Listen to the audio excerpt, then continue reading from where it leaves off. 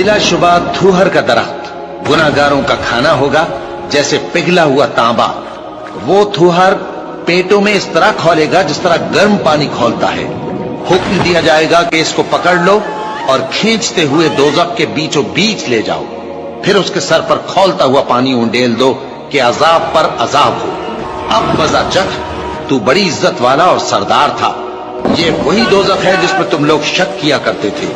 बेशक परहेजगार लोग चैन के मकाम में होंगे, यानी बागों और चश्मों में बारीक और दबीज रेशम का लिबास पहनकर एक दूसरे के सामने बैठे होंगे। वहां इस तरह का हाल होगा, और हम बड़ी बड़ी आंखों वाली हूरों को उनकी बीवियां बना देंगे।